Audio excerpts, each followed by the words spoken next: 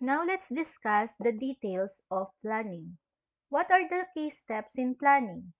First, to determine objectives.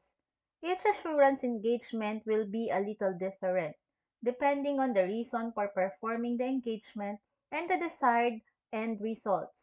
The first step is to establish the objectives of the engagement and outline the scope to articulate the time, geographical, and procedural boundaries. During planning meetings, internal auditors should engage in participative practices involving process owners as much as possible to identify relevant activities, systems, people, and performance standards.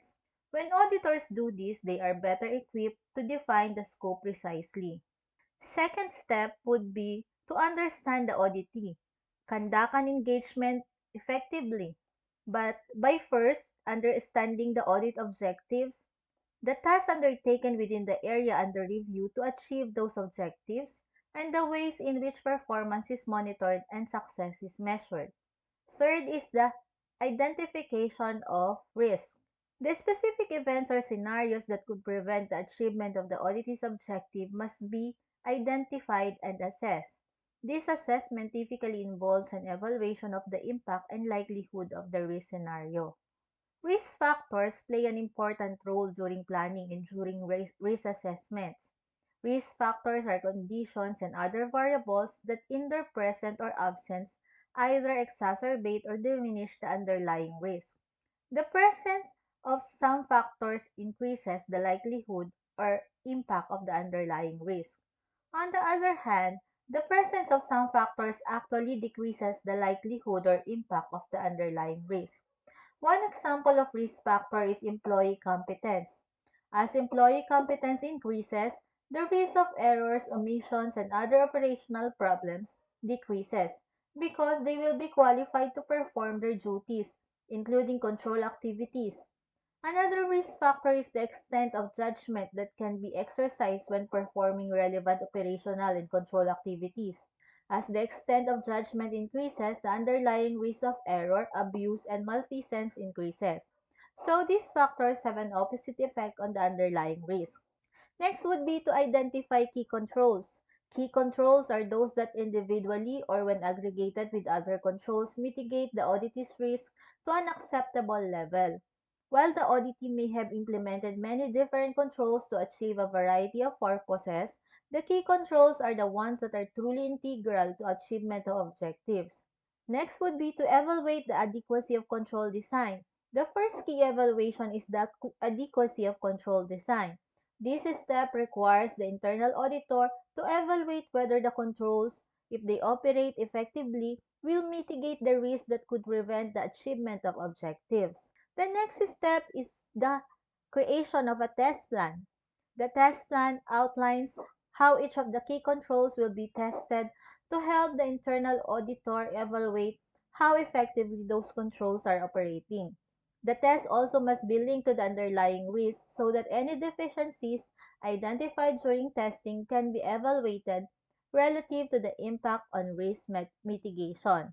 After the creation of a test plan, you have to develop a work program. A formal work program outlines the key tasks in the engagement process and any judgments made regarding the objectives and scope of the engagement. Regardless of the format, the following are covered in a typical work program. Key administrative tasks such as preparation of planning memorandum, scheduling resources, establishing milestones dates. Key meetings such as conducting a kick-off meeting with process level management to discuss the objectives and scope of the engagement, process level risk, timing of the engagement, information needed from process level employees, reports or other deliverables, and any expectations management has of the engagement. Planning tasks, which list each of the tasks discussed. Fieldwork tasks, which list the specific tests that will be conducted.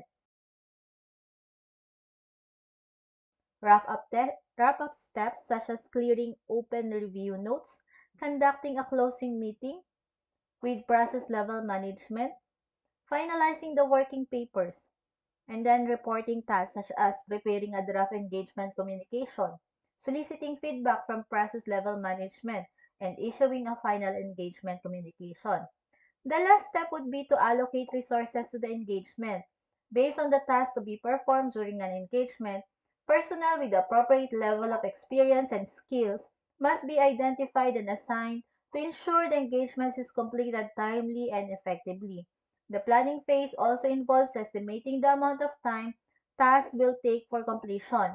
This can be done by examining the time logs from previous audits to provide an estimate about the possible time for the current audit. Planning an engagement requires more than just carrying out the steps mentioned. It also requires effective documentation of the information gained and judgment made.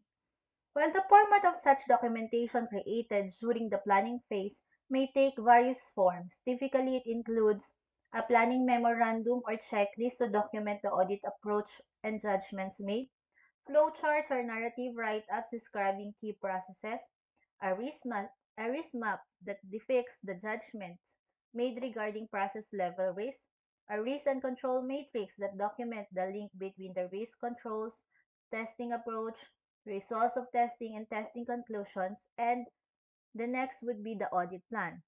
It is a strategic document outlining the scope, objectives, and schedule for a series of audits that an organization intends to conduct over the course of a year.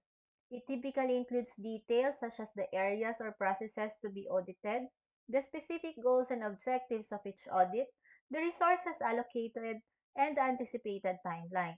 The purpose of the annual audit plan is to provide a structured approach to evaluating and ensuring the effectiveness of internal controls, risk management processes, and compliance with relevant policies and regulations within the organization.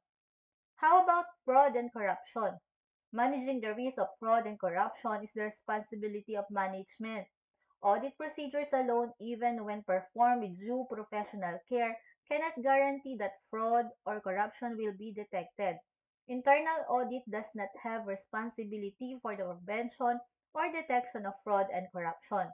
Internal auditors, however, should be alert in all their work to risks and exposures that could allow fraud or corruption. So what do you do during the preparation of annual audit plan? In cooperation with the senior management, you perform the following. Conduct a preliminary risk assessment by utilizing a group interview. Second, gather top management input on the preliminary risk assessment. And third, prepare a draft annual audit plan based upon the results of the assessment process. And obtain the formal approval of the audit committee or the board.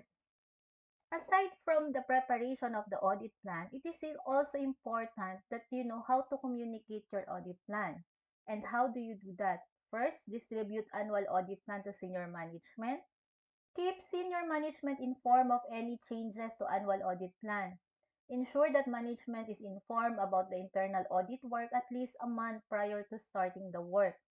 Note that special requested assignments require different procedures involving little or no notification to involve management. If there is any special assignment going parallel with the normal audit, tell the time frame for the completion of the additional assignment. If there is need for additional persons in the team because of additional work, raise the requisition at most appropriate time. The planning activities involves evaluating operations or programs to ascertain whether results are consistent with established objectives and goals, and whether the operations or programs are being carried out as planned.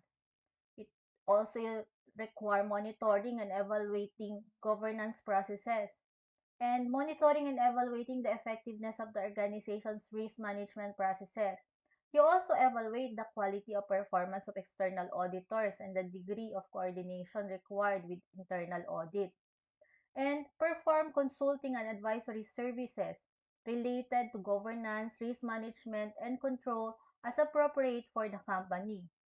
It also includes reporting periodically on the internal audit activity purpose, authority, responsibility, and performance relative to its plan, and report significant risk exposures and control issues, including fraud risk, governance risk, and other matters needed or requested by the board. And lastly, evaluating specific operations at the request of the board or management as appropriate. What are the differences between the planning with the operations audit and external audit. Although in nature they are both the same, there are some differences that you will have to take note. First would be the diversity of operational audit that makes it difficult to decide specific objectives. Second, staffing is more complicated with operational audit because of the diversity of the scope.